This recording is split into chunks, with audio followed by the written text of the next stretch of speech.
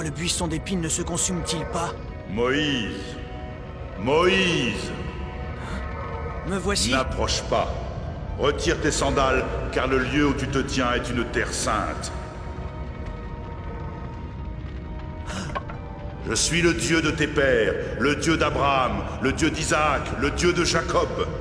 J'ai vu la misère de mon peuple qui est en Égypte, j'ai entendu son cri devant ses oppresseurs, et je connais ses angoisses.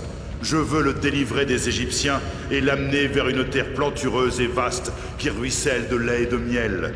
C'est pourquoi je te demande d'aller maintenant auprès de Pharaon. Fais sortir d'Égypte mon peuple, les enfants d'Israël. Mais enfin, Seigneur, qui suis-je pour aller trouver Pharaon et lui ordonner de laisser les enfants d'Israël quitter la terre d'Égypte? Moïse, je serai avec toi, et voici le signe qui te montrera que c'est moi qui t'ai envoyé. Et quand tu auras fait sortir le peuple d'Égypte, vous honorerez Dieu sur cette montagne. J'irai trouver les enfants d'Israël, mais s'ils me demandent le nom de celui qui m'envoie, que devrais-je leur dire? Je suis celui qui est. Tu es mon Seigneur et mon Dieu, et je t'obéirai. Mais qu'arrivera-t-il quand je serai face aux enfants d'Israël, et que je leur dirai ce que tu viens de m'ordonner, et que ton nom est « Je suis celui qui est » ? Dis aux anciens d'Israël que tu les conduiras hors d'Égypte. Va voir le roi d'Égypte avec eux, et dis-lui, le Dieu des Hébreux nous est apparu. Permets-nous d'aller dans le désert pour sacrifier à notre Dieu. Le roi d'Égypte refusera. Alors j'étendrai la main et je frapperai l'Égypte par des prodiges de toutes sortes. Après quoi il vous laissera partir. Oh Seigneur! Les anciens d'Israël me croiront-ils? Non, ils ne me croiront pas. Ils me diront, Moïse, non, Yahvé ne t'est pas apparu. Tu es un menteur. Tu mens, et nous ne te croyons pas. Je t'en supplie, Seigneur, ne m'envoie pas auprès des anciens, car ils ne me croiront pas. Je suis ton Dieu, le Dieu de tes pères, le Dieu d'Abraham, le Dieu d'Isaac, le Dieu de Jacob, et tu oses mettre ma parole en doute? Non, Seigneur Tout-Puissant, jamais je ne mettrai en doute tes paroles. Que tiens-tu à la main, Moïse? Un bâton de berger? Jette-le par terre. Calme, Moïse. Avance la main et prends-le par la queue.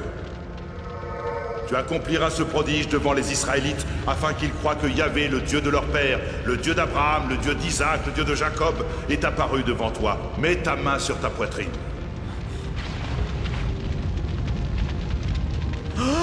Remets ta main sur ta poitrine. S'ils ne te croient pas et ne sont pas convaincus par le premier signe, ils te croiront en voyant le second. Et s'ils ne te croient pas, même en voyant ces deux signes, et qu'ils n'écoutent pas ta voix, tu prendras de l'eau du fleuve et tu la répandras sur la terre sèche et elle se transformera en sang. Excuse-moi, Seigneur, je ne suis pas doué pour la parole, je ne l'ai jamais été, même depuis que tu adresses la parole à ton serviteur, car ma bouche et ma langue sont pesantes. Moïse, qui a doté l'homme d'une bouche? Qui rend muet ou sourd, clairvoyant ou aveugle? N'est-ce pas moi, Yahvé? Va maintenant, je serai avec ta bouche, et je t'indiquerai ce que tu devras dire. Je t'enverrai ton frère Aaron, le Lévite, tu lui parleras et tu mettras les paroles dans sa bouche.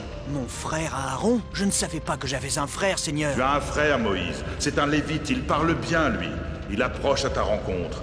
Quand tu auras fait sa connaissance, le courage emplira ton cœur. Tu lui parleras et tu mettras les paroles dans sa bouche, et je serai avec vous quand vous parlerez. Je serai votre bouche, et je vous indiquerai ce que vous devrez faire.